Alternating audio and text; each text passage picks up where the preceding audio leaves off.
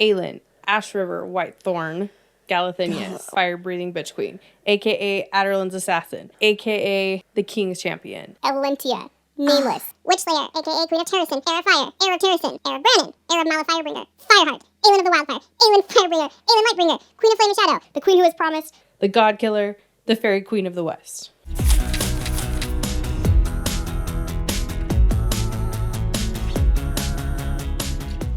Welcome back to the To Be Read podcast. I'm Julie. And I'm Vanessa. And today is our deep dive into Throne of Glass. Throne of Glass, which is my all-time favorite series ever. I love it. It is so good. We're so excited to talk about it in depth. Obviously, there's going to be spoilers. So if you haven't read the series, come back and listen after you've read it. Yeah. Don't be hating on us for spoilers. Like, you signed up for it, you know? Yeah. Statute of limitations for Throne of Glass is up. It is. And there's going to be some spoilers into ACOTAR, into Crescent City. Yes. So beware. Buyer beware. All right. If you don't know who SJM is, you might be living under a rock. But if you're also just not in the book talk world or the fantasy world, then here's a little background as to who SJM is. So Sarah Janet Maas is a fantasy author that's taken over the world. I think TikTok has helped just like propel her into freaky popularity. Yes. She currently has 16 published books, 3 series, Throne of Glass, A Court of Thorns and Roses, and Crescent City. She originally posted a few chapters of the story of Throne of Glass, which she started writing when she was 16 on a website called Fiction Press. It became the most popular work on the website, so she pulled it off to publish it traditionally. Bloomsbury picked it up and then gave her a deal for 2 more novels. She's been crowned as the next J.K. Rowling by The Independent. I wonder if it was Trent Crimm over there. Trent Crimm, The Independent. Her character development has been lauded as one of her best qualities for storytelling, with morally gray characters and strong world building. If you haven't read it, go read it because it's amazing. And also, don't listen to this anymore because spoilers. But Selena Sardathian, depending on who you ask, pronunciation. If you've read the audiobook, if you're, Kalena, Selena. Yes, the pronunciations on this book are hard for people.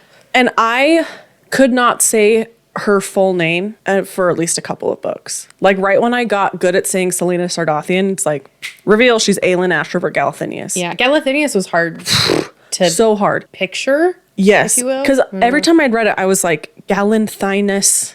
It was just hard to piece it together. Galanthinus. Galanthinus. Like a body. Oh, I hurt my galanthinus.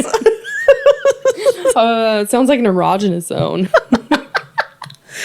So there's 8 books in the series. There's much debate over what the order of operations is here. Mm-hmm. You like it a different way than I do. But when we read it together for my first time. We read it together. We went with your order, which is... We read it in the following order: Throne of Glass, Crowd of Midnight, Heir of Fire, Assassin's Blade, Queen of Shadows. I had to remember which one. And then Empire of Storms, Tower of Dawn, and Kingdom of Ash. So where Assassin's Blade fits into that scope is very heavily debated. Miss Maas recently came out and actually said, no, it goes... Third. Yes, here.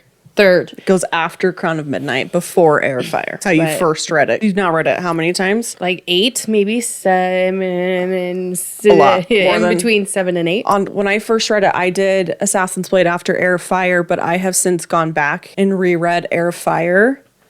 And I think I like Assassin's Blade before it, because there's mentions of things in Heir of Fire that you learn about in Assassin's Blade. Yes. Like mentions of the merchant and the spiders and those kinds of things that when I reread Heir of Fire, I was like, oh, like I caught it that time because I read Assassin's Blade. I think I also have read it maybe differently every time that I do reread it. Like, I have yet to tandem read Empire of Storms and Tower of Dawn. Thank you. I want to, but I just haven't yet. By the time I learned about that, it was later on in the journey. Yeah, that's a big thing these days. And when I first read it, I did not read it tandem. And I have since reread Empire of Storms. Would you recommend doing a tandem read of it? Or can you if you haven't done it yet? I think I could. I love Tower of Dawn. It's a fantastic story, a great story of healing. Its rereadability is not high for me. Mm-hmm. It's one you can easily gloss over. Yes, once you understand the story of what's in there, but it is an important aspect to the story. Like, it's not skippable the first time you read it. To me, it feels a little more skippable once you've read it. The beauty of Throne of Glass in its series is all the different characters you meet. We've got Selena, we've got Rowan, we've got Kale, we've got Dorian, Manon, like the list goes on and on. We love all of them. Like even these side characters like Sartok, Astrin, Oh my goodness, the Astrid. 13, all of these side characters are lovable and have their own side stories that people just really relate to. That is how you know you have amazing character development, when people are so invested in side characters. Yes, that once you get to Kingdom of Ash and you have multiple point of views, you care about all of those point of views. Mm-hmm. Even though I wanted to punch Aiden in the face. I listened to a little bit of Kingdom of Ash today on my drive, and I was just like, I got to the part where Aiden finally goes to Lysandra, and she's like, it took me almost dying for you to realize how crappy you treated me. And I was just like, you tell him. Okay. Have you ever not agreed with how a author... Finishes up a character? Yeah. Yeah, for sure. Aiden. Aiden is 1000% that character. Like, if I could He was change really- just one character in any universe and what the author did with them, it would be Aiden. Because if you think about it, in Queen of Shadows especially, he's so devoted. He is spectacular in Queen of and Shadows. it's so odd that all of a sudden he questions everything, like, which is very natural, but the way that he was written off was not good in my mind. That's Well, in my Queen one of gripe. Shadows, he gets mad at Aelin for what she's doing. Mm-hmm. And Rowan puts him in his place pretty quickly. Mm-hmm. So why don't we kind of see that same thing at the end of Empire Storms, where he's like, what the heck, guys? Because he's grieving his... Well, Rowan's grieving, but I'm just saying, like, did he not learn his lesson? Right. Especially when he sees all these people come to help save the day. I just think he feels so betrayed. And that's one thing that was not portrayed well, is that he felt so betrayed and so hurt by the fact that she's doing all of this without him, or honestly anyone but Lysandra. And the only reason she is doing it with Lysandra is because she needs her. Yes. For her plan to go well. So with that being said, I get why Aelin did the thing she did, and I just don't agree with the way in my mind, I just don't see the receipts of why Aiden would be so nasty in Kingdom of Ash. Yeah, nasty is a good word to use because he's horrible. He's wretched. Mm-hmm. It's hard to read his POVs because he's just terrible until Lysandra almost dies, and then... Mm-hmm. So that's my one gripe, and I'll leave it at that because I will never actually get closure with Aiden. Yeah. Miss Maas will rewrite her book for me. Will you please just rewrite that one part of Kingdom of Ash? The rest of it is great. Yeah, basically. I want to know how you rank the books. My ranking of the books is as follows. Kingdom of Ash, number 1. I will love an epic battle. Just that's my cup of tea. Followed by Empire Storms, Queen of Shadows, tied for second. Like, I really can't pick between the two. But Heir of Fire is also like just right there. Just right there. And the reason being is you see Rowan's healing journey. Oh my gosh. Which never gets talked about. Until today. We're going to talk about it. After that. I feel like it's kind of a wash after that. It is kind of a wash after that. I would say Throne of Glass, Tower of Dawn, Crown of Midnight. Assassin's Blade. See, I didn't even remember it. So, and the reason being is because I'm not a big fan of the novella style. Yeah. It's really good to see Sam in that backstory and all of these, Irene and Ansel, but just the way that it was written was very rough. This is my spiel on Assassin's Blade, and then I'll give my ranking of the books. The payoff that you get from reading Assassin's Blade is unmatched. Every time a character from Assassin's Blade showed up in Kingdom of Ash, I either had chills or had tears in my eyes.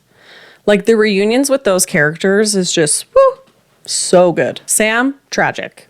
The depth that Assassin's Blade gives the series, worth it. Rereadability, low. I would agree. But it does play an important part of the story. It's necessary. But it adds depth and emotional impact. So how would you rank them? My ranking is as follows. Queen of Shadows, number 1. Heir of Fire, number 2. Kingdom of Ash, Empire of Storms, Tower of Dawn, Throne of Glass, Crown of Midnight, Assassin's Blade. Queen of Shadows is my baby.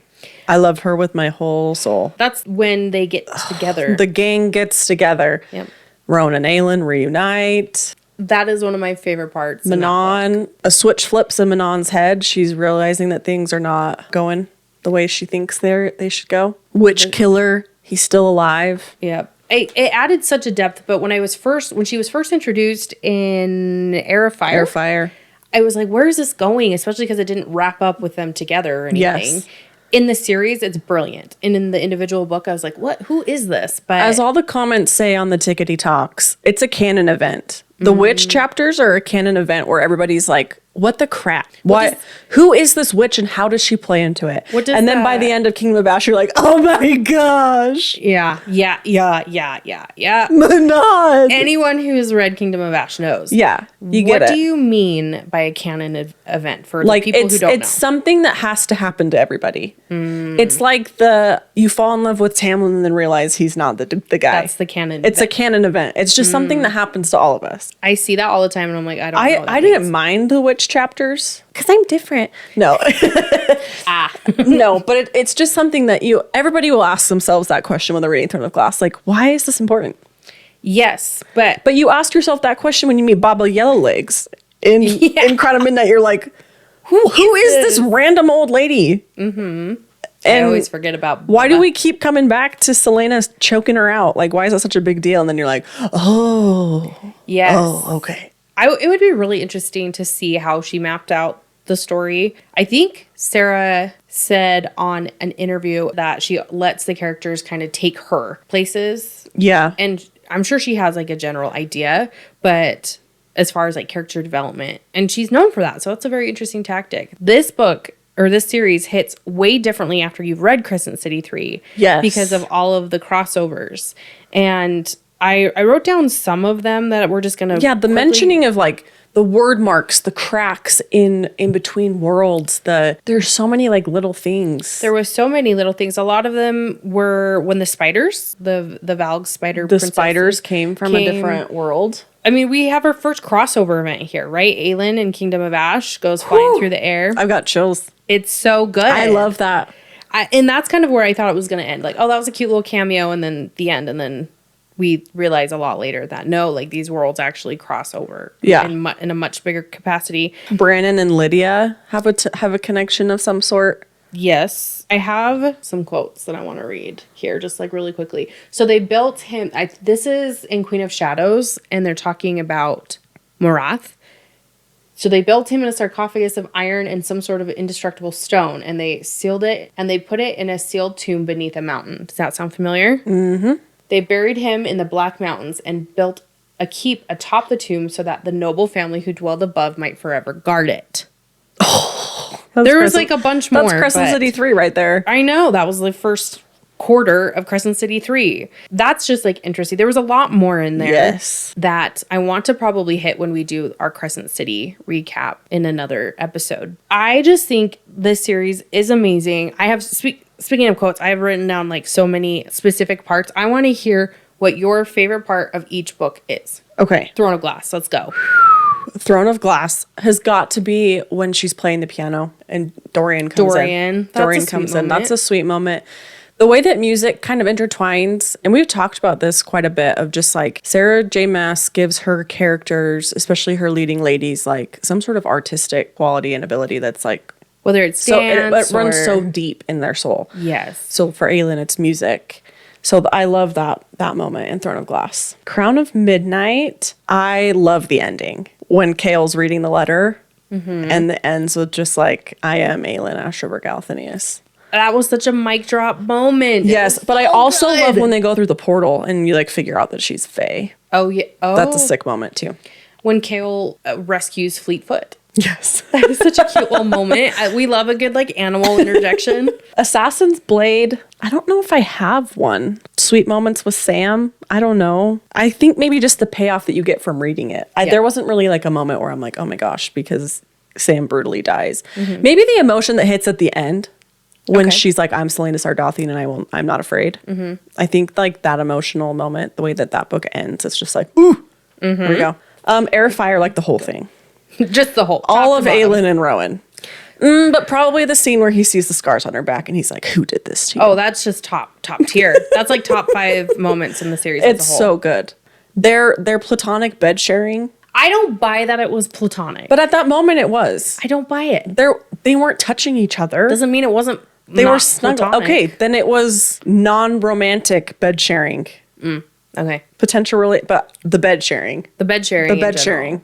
I love It's, that. I remember reading it the first time and being like, what? Why? Like, don't get me wrong, like, I liked it, but I was just like, why do they feel the need to share a bed? Yeah. That whole aspect I never understood. But sometimes in friendships, you do things together and you don't quite understand, or you don't know, like, other people wouldn't get it. It just is what it is. It just is what it is. So that's kind of where that Love that in Heir of Fire. Queen of Shadows. Obviously, Rowan and Aelin reuniting is a massive moment. But one that I also love is Aelin and Manon's interaction. Because this is something that I love that SJM did, is that you take Aelin and Manon, who are both these powerhouses.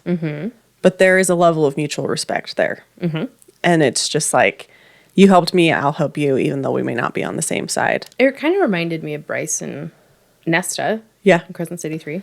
Another moment is Aelin and Lysandra's relationship. I love the female relationships in this because there's really no competition. Yeah. It's just respecting each other's power and respecting each other's place, and just being like, cool, you can add to my team. You can, what can you do for me? What can you do for my team? You can add to it. And it's not like, oh, Lysandra's so good at this, then she's taking that away from me. It's just like, she's good, I need her.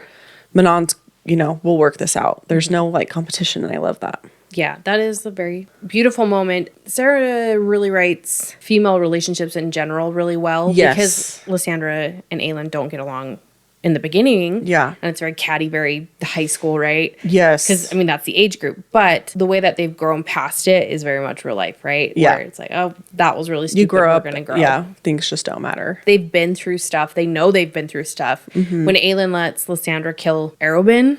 Yeah. Whew. Yeah. So good. Empire Storms. That book that's a wild ride. I love it when Abraxos brings Manon to the ship. Very cute moment. But I also love when Manon turns on her grandma. Very pivotal moment. Pivotal moment. The way that she just takes orders, but then you see her start to question it, start to push back, starting to understand that it's not all sunshine and roses, if you will. Yeah. And then her picking Abraxos and just that journey with the smallest wyvern. It's just beautiful to watch. And then her relationship with the 13. I was going to say, amazing. an understated moment in Empire of Storms is Astron's backstory.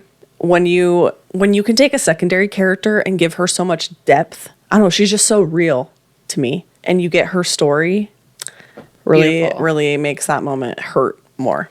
Yes. Tower of Dawn, I think it's I loved the way that his healing was done. So like when Yrene was working on him, he would almost be in like this like mental space where you kind of got his inner dialogue of what he was thinking. And the way he just went through all of the like, I'm not worthy, I don't deserve this, I don't deserve anything good. And really just reconciles all of his feelings and all of the hard things that he went through. I think that's the way that she wrote it was just so poignant. It was. It reminded me a lot of Nesta's journey in ACOTAR, but I went back and I tried to find the exact quote, but there's a few times where when he's in that state of being healed and Yrene is working on him, he feels so worthless. He feels like he can't go on. He knows he treated Aelin terribly. And it brings that up a couple of times where he says, I don't feel worthy. If there's one promise I can keep, it's this. To bring help back to Dorian. Like his little man crush with Dorian. I is love their adorable. bromance. You don't get to see those in the same... Like, I don't think I've ever seen a male bromance done the same way. Yeah. And it's almost like a female relationship in that way. It's not something... It's very tender. Yeah, it is very tender. And it's beautiful to see that men can be vulnerable. I'm a Kale stan. I've always rooted for him. I've always liked him. I've never been here for the slander. I mean, not even in Queen of Shadows? No. Like a little bit? No. Oh, man. He ticked me off in Yeah, Queen of Shadows. he's annoying, but like... He's only ever known loyalty to the crown. That's all he's ever known. He's only ever lived by these really harsh standards and rules.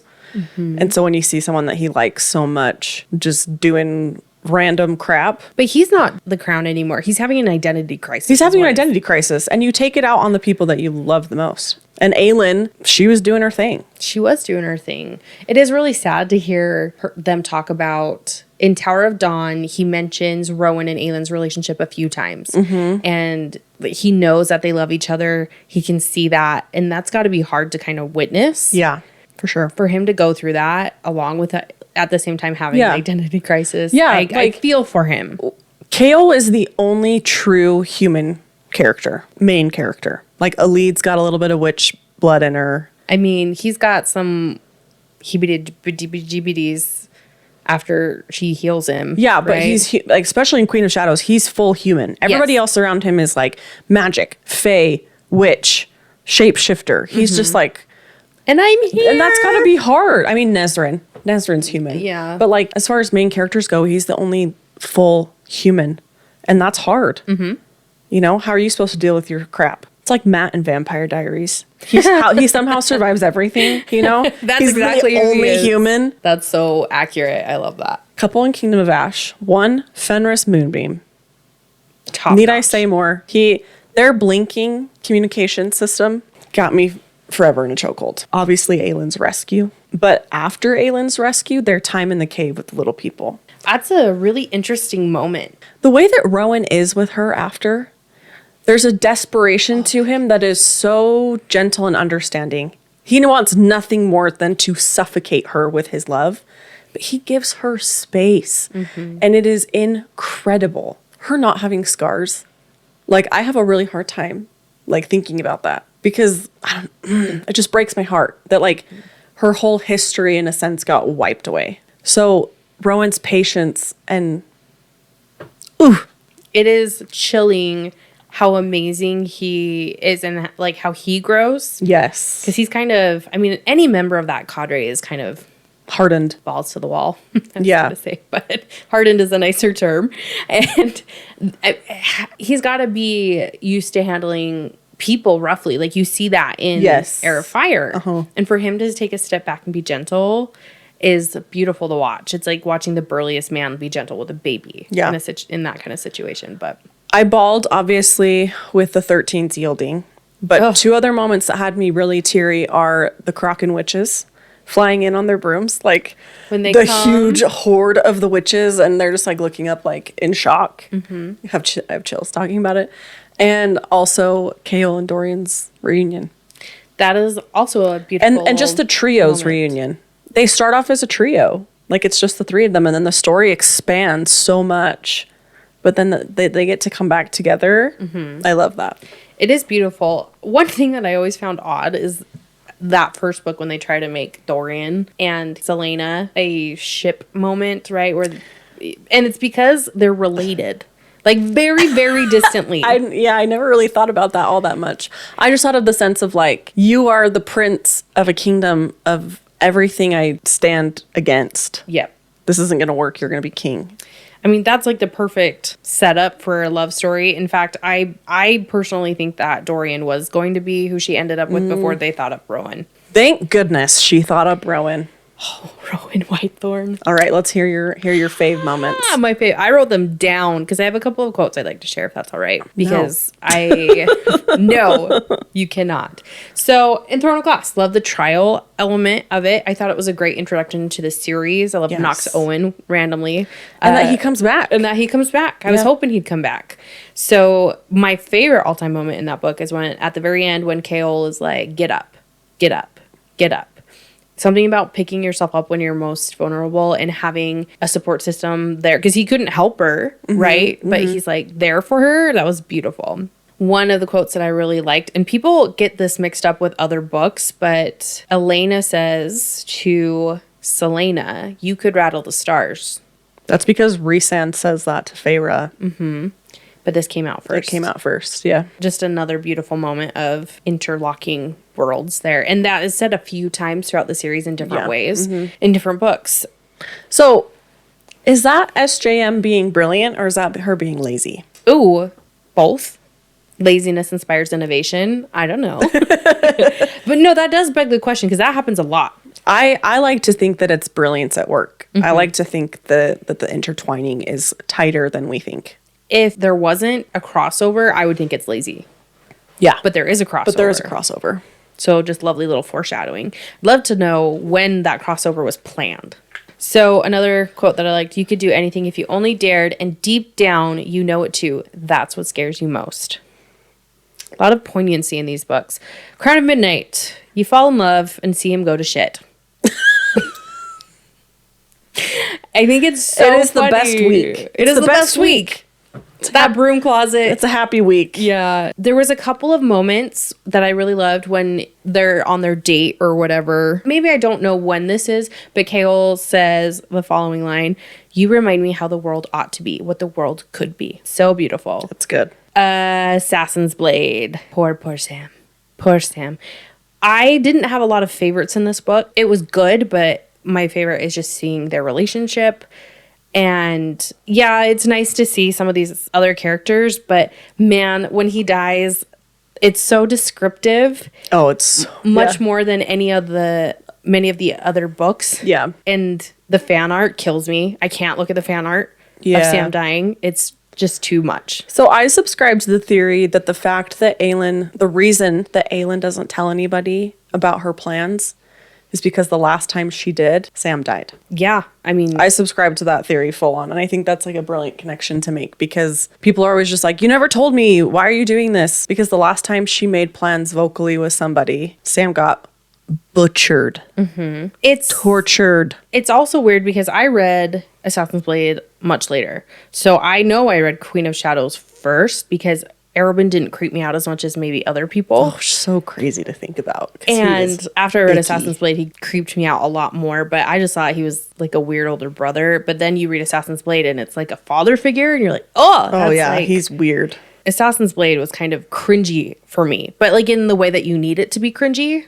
I don't know if that makes sense at all. Like you need to know these cringy moments. Yeah. I get that. Heir of Fire, Rowan. I mean, come on. You meet the cadre. You get to meet Gavriel and see Rowan heal. And this is something that, like I said earlier, people don't talk a lot about. They're both broken. There's a line. You brought this up when we were reading it. Yes. When I was reading it for the first time, you brought this up, and I'm so glad that you did because it helped me to see Rowan in a different light. And my friends that have read it for the first time, I have reminded them of that because they're always just like, but he punches her in the face. They're just like, yes, he does. Okay. Whippity whap. Well, let's also talk about where Rowan is. Rowan's at his like lowest of lows. Mm-hmm. He's just been working for Maeve. His mate is dead. Everything sucks. Like child. That's another really sad thing to think about. Yeah. He had a child with her. And he's just trapped with this horrible woman. And he doesn't see an exit. Yeah, there's no way out. It's just like this is what the rest of his life is, and people are dying, and his friends are dying, and he's just tattooing everybody. And that's very artsy fartsy of him, like punk rock artsy, like hair in the face. I'm really sad. I'm just gonna tattoo you. Here's a line though that really, when I first read it, it really hit home for me. He didn't smile, but his eyes were inquisitive. Maybe we could find the way back together. Yes, that 100% line. That line is so good. Mm-hmm. And that really sets the tone for what that book is. They're both healing. And what their relationship turns into. Mm-hmm. I think that's really what seals their... Because it starts off as a friendship. And I truly believe it's a friendship. Yeah, I agree. And that really seals it. Like, we're going to do this together. Mm-hmm. And when you do something like that with somebody else, you're bonded forever. Mm-hmm. It's just a very interesting concept that they were Karanam. You were convinced that they were mates. Okay, yes. And this is why I said we had to talk about it because I called them being Karanam. Mm-hmm. This is one time where I actually picked up on something in a book. I was like, oh, they mentioned Karanam, they're Karanam. And then I was convinced. I was convinced that SJM had made a mistake. How many texts had I sent you? Like they are mates. They have to be mates. And you're just like, you can only have one mate. And I was like, SJM messed up. She screwed up so bad. Right. And then they're mates. And then it came out later. Because of freaking Maeve. When you read that, what did your mind do? I freaking called it. That's what I said. Were you like, I was so shocked that I was just Maeve like, could do that. Well, I was relieved that SJM didn't screw up because that would have been embarrassing, frankly. You write an 8-book series and you mess up. I think you messed up with Adian. It's not but the mates? Yeah, you're going to mess up your fated mates? Yeah, that's bigger. That would have been a big screw up. Yeah. Especially, again, I'm a dumb reader. I miss things. I was picking up on stuff left and right with the mates. You were very invested in Heir I of was Fire. all over it. It's- I peaked in Heir of Fire, Queen of Shadows. That's why they're my favorite. They're amazing. There's just so much good stuff. And I'm not saying that these books are bad. I'm just saying Queen of Shadows and Heir of Fire are My other all-time favorite moment in the entire history of books in general.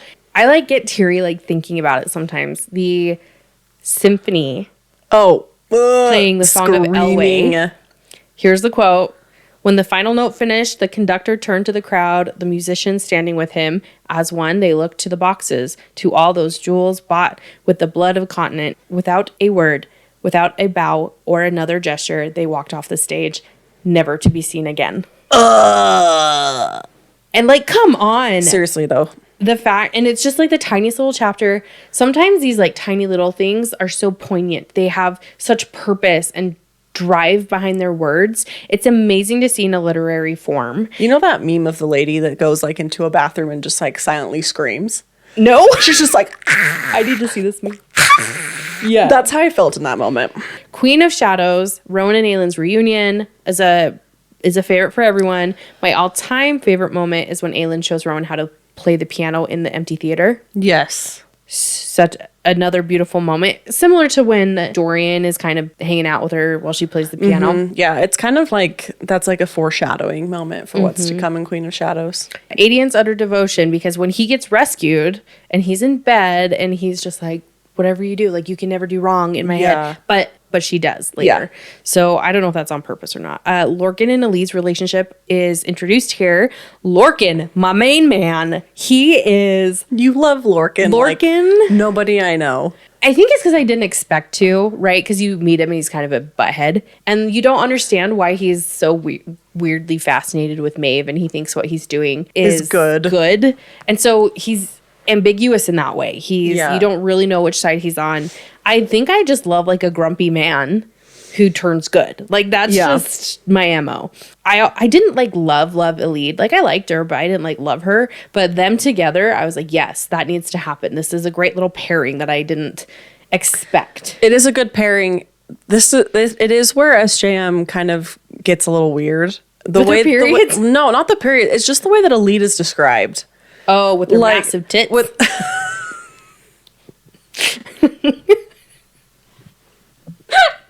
She's got a body of a boy, but she has massive tits. She's like a child with double D's. Yeah, it's like Sydney Sweeney. It's fine.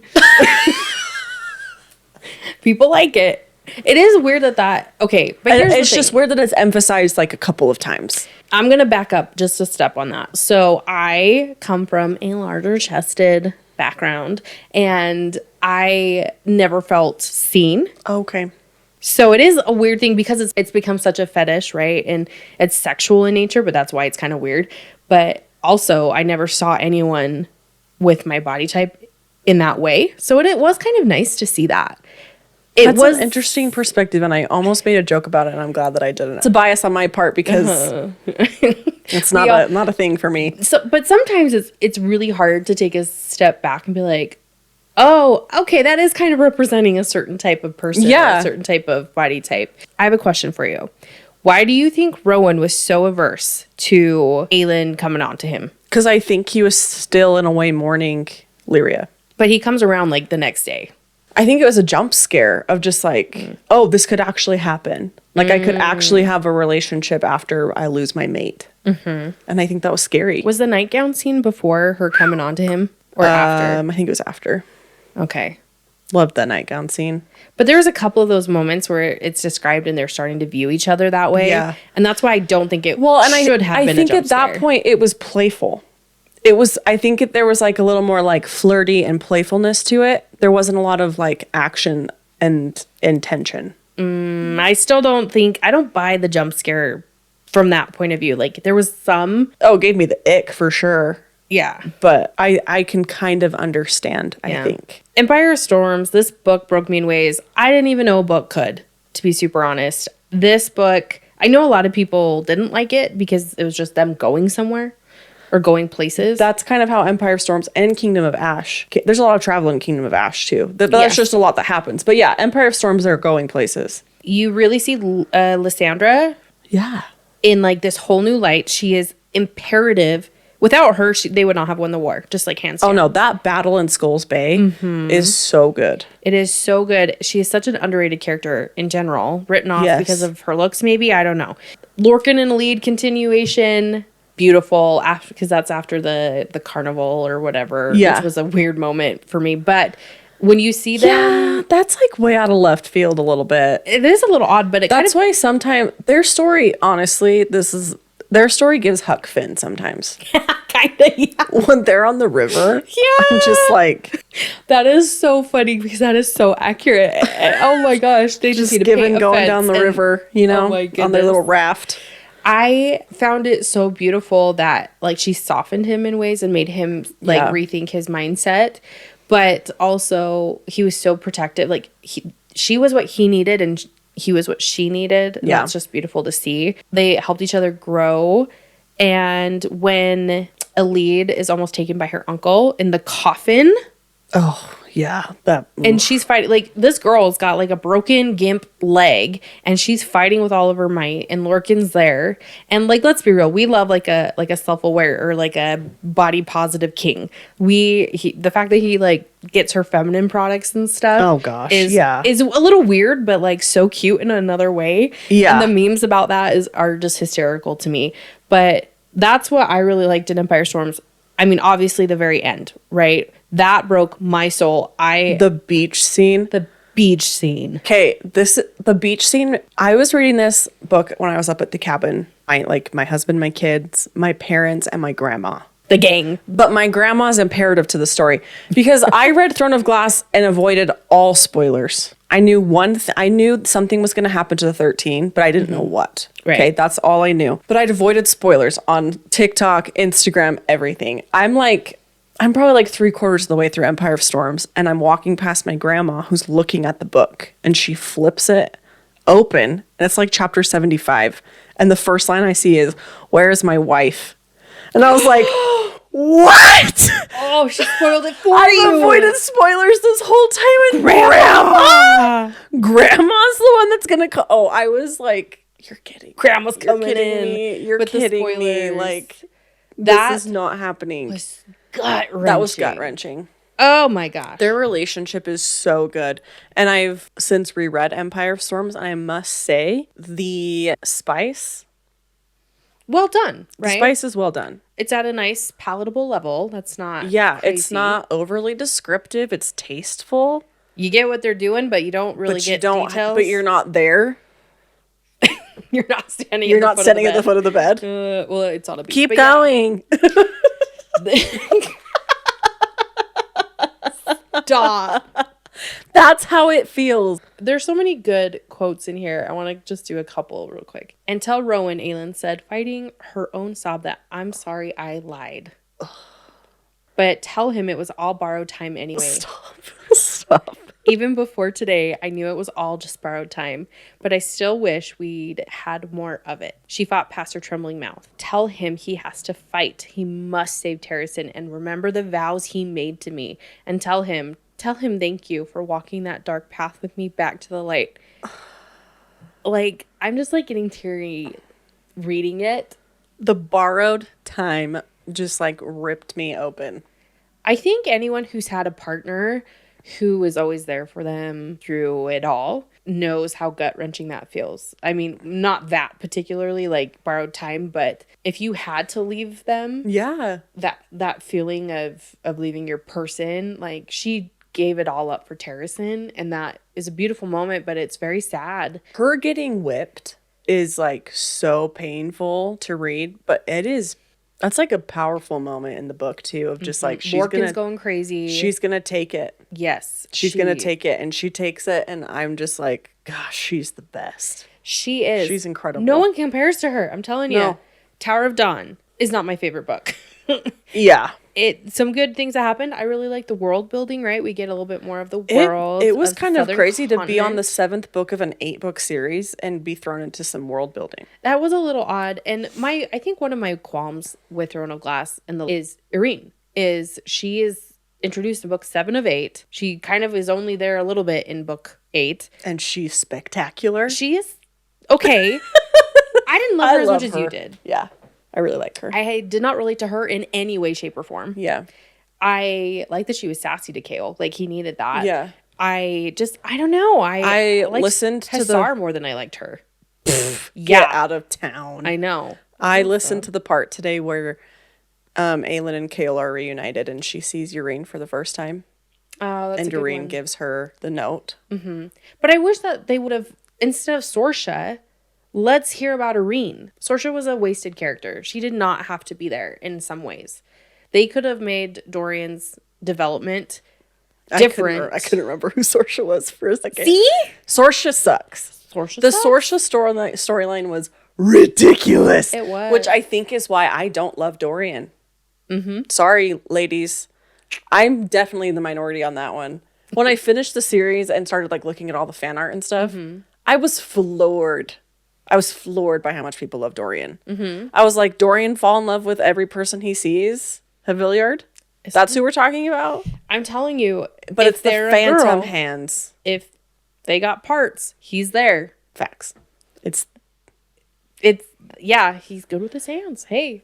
But he has one interaction with Manon and he's able to kind of like break through his collar and just be like, I'll bleed whatever color you tell me to. That line did not hit me like it did other people. Yeah. I don't think I even recognized that line happened in Queen of Shadows until I reread it. I just think I don't relate to that type of character, but some people do. If you love Dorian, I love that for you genuinely. He's just not it for me. Yeah, it's either Rowan or Dorian. It's rarely both, you know? Oh, that's a good point. Because they have such different personalities. One line that I did like, what did Aelin promise you? Hussar smiled to herself, a better world. So when Kale asks Hussar what she said, what Aelin said, a better world. And a better world is a common theme throughout the entire series. Yes. It's in all the Yeah. books. Kingdom of Ash. The whirlwind that it was. It was crazy. It gave me Lord of the Rings vibes. I mean... Oh, yeah. Yeah. Helm's Deep, the battle at Minas Tirith. It's there. It was inspiration. Inspo for surezies. So the multiple POVs makes it hard for a lot of people, but for me, I really liked it. Minus Adian. But I know lots of people who like DNF this book because they can't handle that. I've seen one. Bookish Dad Reads. On Reads. TikTok and Instagram. He He had a hard time with the POVs. And I can respect that. Like, did you go back and read the comments? A couple of people, I don't know them personally. but in the comments, they had the same problem? Yeah, they had the same problem. I No, know that like- that's an issue, I should say. and I think I commented on his post and just said, like, I totally respect that. I've been listening to Kingdom of Ash. It's just kind of been like a background listen for me for a while now. And it is kind of overwhelming, honestly. Like, I can absolutely see where people are coming from. There's so many different I mean, people. we're 20 pages shy of 1,000. It's a Wow. big book. Lots of POVs. There's a lot happening. It's a lot to remember. So, yeah, it can is. definitely be overwhelming, but wow. My all-time favorite, in fact, I'm getting like this tattooed on my body, on my person, is when Aelin is in the coffin, the tomb, whatever you want, the iron coffin, and she's hallucinating her mom being there with her, and fire heart, you know, keep holding on. You do not yield. You do not yield. And that is the mantra for my life. Whatever happens, you do not yield. And it was just something that I've always taken with me. And I don't have any tattoos right now, but that is what I'm getting like literally next week. Yeah. So loved that moment. I cry every time there when she's being rescued. To me. Yeah. The whole premise of her being rescued and not getting the mask off. Yes. That was oh my gosh. terrifying. Take it off. Take it off. Take it off. That was terrible in a good way. And another all-time favorite moment is when a lead rescues Lorcan. Oh, yeah. I die every time. Like, I bawl. Like, that is a bawl situation for me. Listening tears? No, we don't know them. Sobs. Utter It's sobs. wild. And I've read this book a bunch of times. You'd think that I'd get used to it. But the fact that even though she's mad at him, you know, love conquers all. And she's like, no, I can't let him die. And she's willing to put herself on the line. This person who people write off very quickly because she's small, she's feeble, she's lame, literally, right? Yeah. Like she can't even get on the horse without it hurting her. And she goes out there to rescue the He's 7 feet. 7 feet man. It's just a wild concept to me that just shows the truest of loves. As we know, it all works out in the end. Did it ever piss you off that Aelin used all of her magic in that moment? No. Okay. I don't know why. Didn't. Okay. No, I was just curious because it kind of made me mad. Really? Interesting. But I don't love Lorcan like you do. So I was just like, I thought he was going to die. Because this was something else. The other thing that was like semi-spoiled was I kept seeing what did Lorcan do. Do you remember that text you sent I me? thought that everybody was upset that SJM killed him. Like, what did Lorcan do? Why did you kill him? Yeah. No, that's not what it was. So I thought he was going to die. And I was like, I'd made my peace. So when she used all of her magic, I was just like, What the heck? but we still got a big chunk of book left.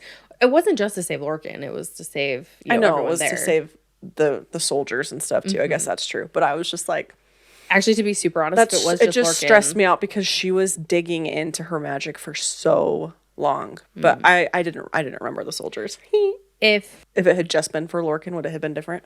well, she wouldn't have. If it were just Lorcan, to be super honest, That's I doubt true. she would have. It was also the army, the Southern Continent Army was Yes. down there. So I just think overall, she did it for everyone. And Lorcan was just a happy beneficiary in that moment.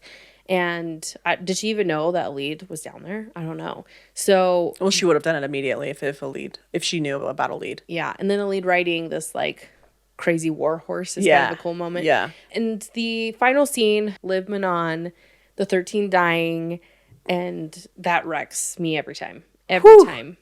I was not expecting it to go down like that. It's I will say I terrifying. knew they were going to die Yeah. because I had seen a spoiler about that. Considering how popular this series is, the fact that you only saw 2 or 3 spoilers in general. And not huge ones. Like, I didn't know how the 13 went down. If that had been spoiled for me, I would have been pissed because that moment is magic in words. The way that it is written, the way that Asterin tells her to live, and then she describes each and every single one of the 13 and how they go Yeah. before they Then get the Briar, then yielding. the twins, then the... Oh my gosh. And just like little details about the twins, like with the smiles on their faces and like the details about all of them. It's just like, the audiobook kills me. yeah, in yeah, that yeah. moment. I always hear the audio on TikTok and it like Yeah. chills. Chills. It's amazing. So, I mean, that was maybe a long-winded, my favorites of the books. It's very obvious who my favorite characters are. Aelin, Rowan, Lorcan.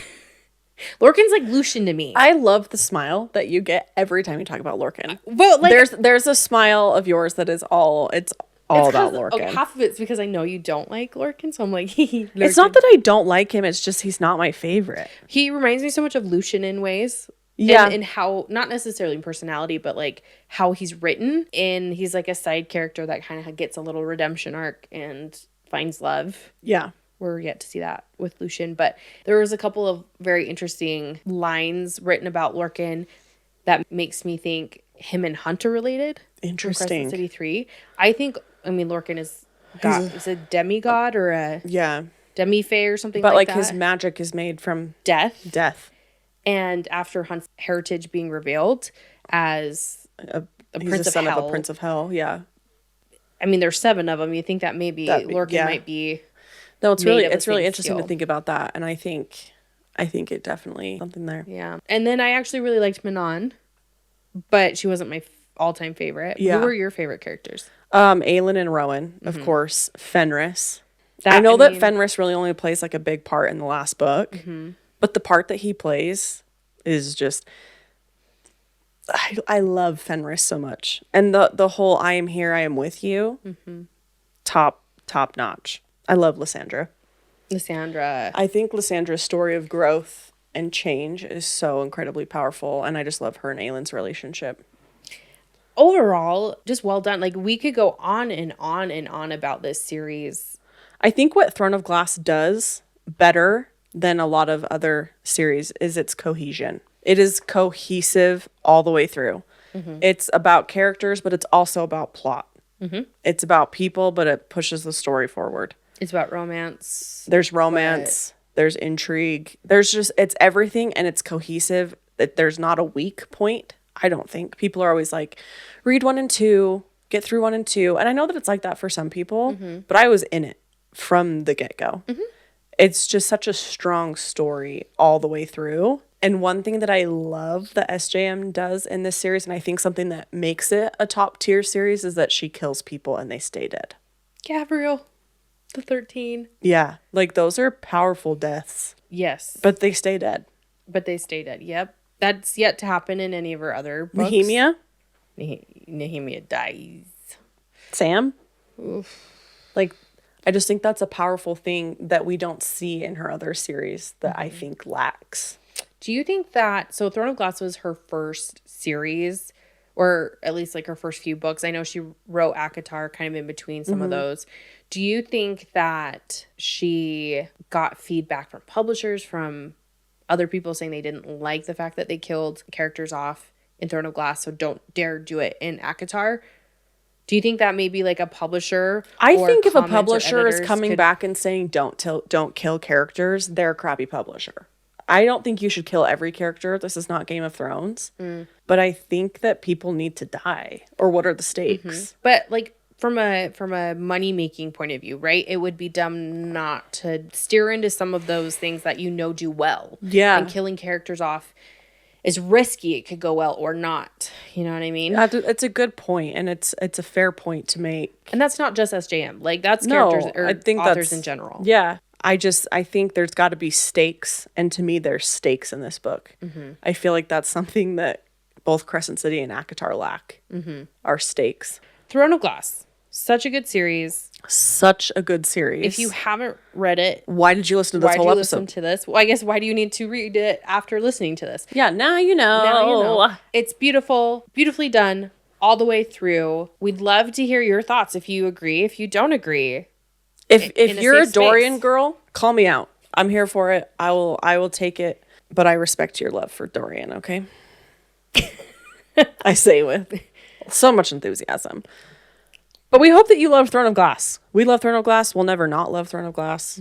We'll catch you next week. Books are for everyone. Books are for you. Have a good one.